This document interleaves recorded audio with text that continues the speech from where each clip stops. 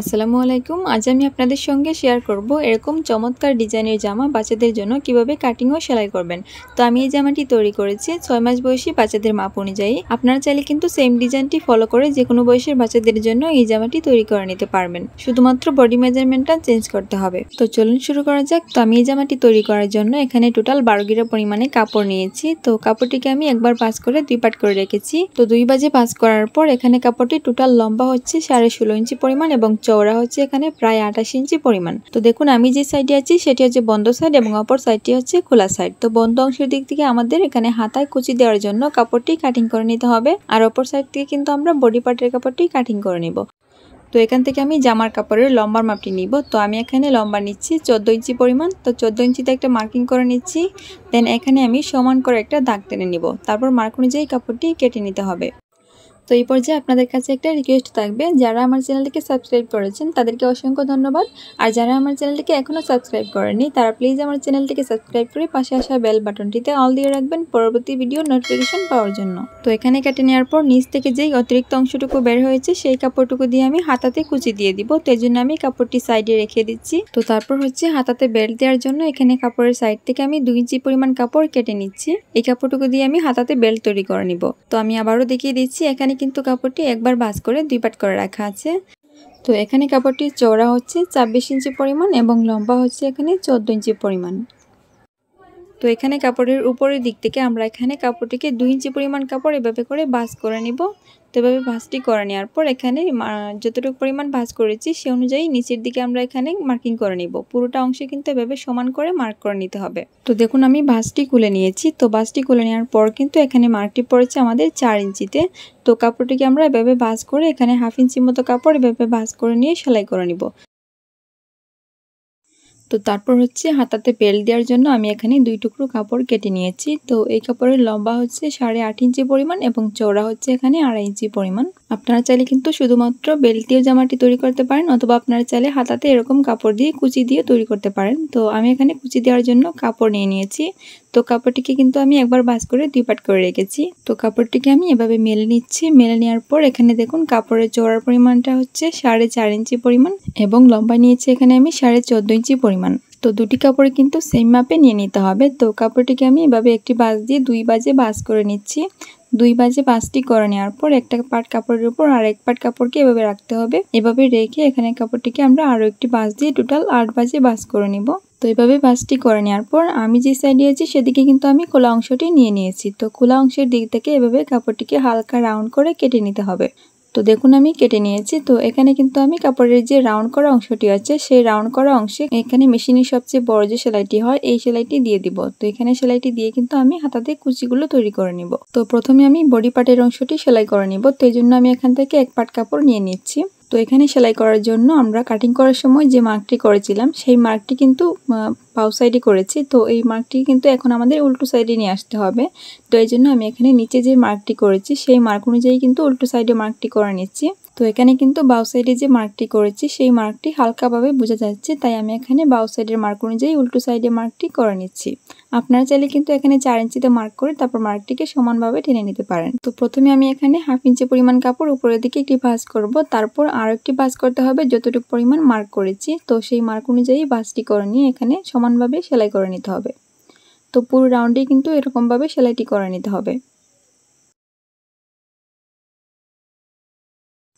তো জামাটিতে অ্যাটাচ করার জন্য আমি এখানে ইলাস্টিক বা রাবার নিয়ে নিয়েছি। তো আমি এখানে ইলাস্টিকটির লম্বা নিয়েছি 10.5 ইঞ্চি পরিমাণ।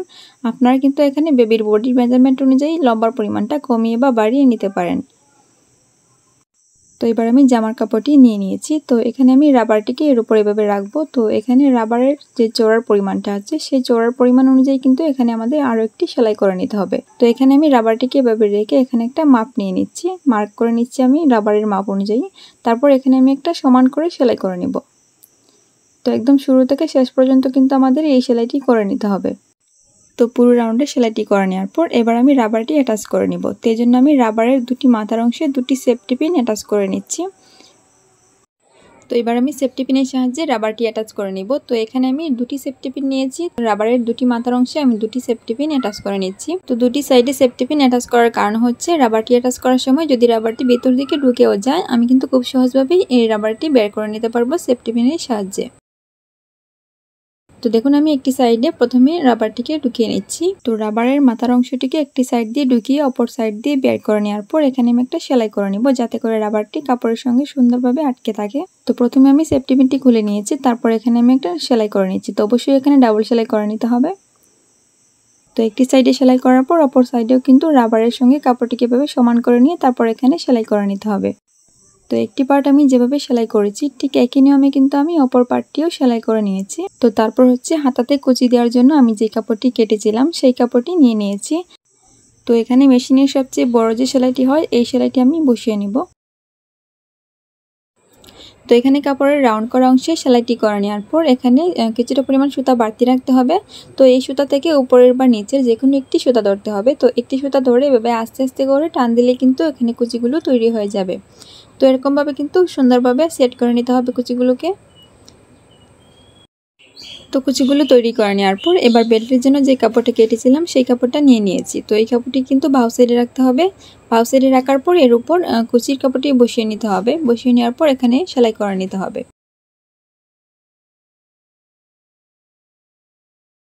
তো দেখুন আমি সেলাইটি করে নিয়েছি। তো এখানে সেলাইটি করে নেওয়ার পর কাপড়টিকে এভাবে বাহু সাইডে করে নিতে হবে। তো বাহু সাইড করে নেওয়ার পর কাপড়টিকে একবার ভাঁজ করে নিয়ে অপর সাইডে আরও একটি সেলাই বসিয়ে নিতে হবে।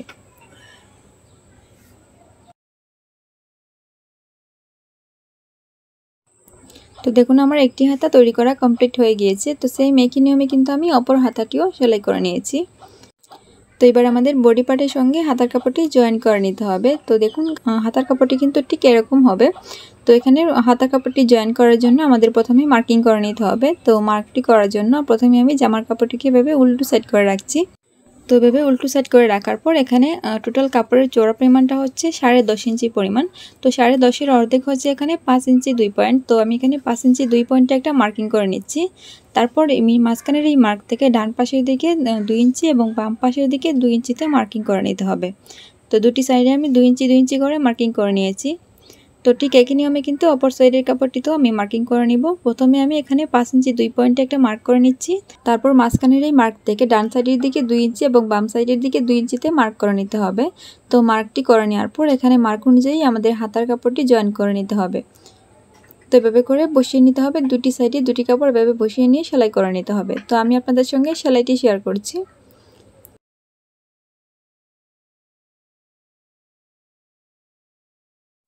তো এখানে মার্ক অনুযায়ী হাতার কাপড়টি এভাবে বসিয়ে নিয়ে সেলাই করে নিতে হবে। তো এখানে কিন্তু আপনারা অবশ্যই ডাবল সেলাই করে নেবেন। তো একটি হাতা জয়েন করার পর অপর হাতাটিও কিন্তু আমি সেম একই নিয়মে জয়েন করে নিচ্ছি। তো একটি সাইডে বডি পার্টের সঙ্গে হাতার কাপড়টি আমরা যেভাবে সেলাই করেছি ঠিক একই নিয়মে কিন্তু আমাদের অপর সাইডেও কিন্তু হাতার কাপড়টি এভাবে করে সেলাই করে নিতে হবে। তো দেখুন আমি দুটি সাইডে কিন্তু হাতার কাপড়টি সেলাই করে নিয়েছি। তো এবার আমাদের সাইড সেলাই করে নিতে হবে। তো জন্য দুটি সাইডের কাপড়কে একসঙ্গে করে মিলিয়ে ধরে আমি সাইড থেকে সেলাই করে নিচ্ছি। তো একটি সাইড সেলাই করার পর ঠিক একই নিয়মে কিন্তু আমাদের অপর সাইডের কাপড় দুটিকে একসঙ্গে করে মিলিয়ে ধরে সাইড থেকে সেলাই করে নিতে হবে।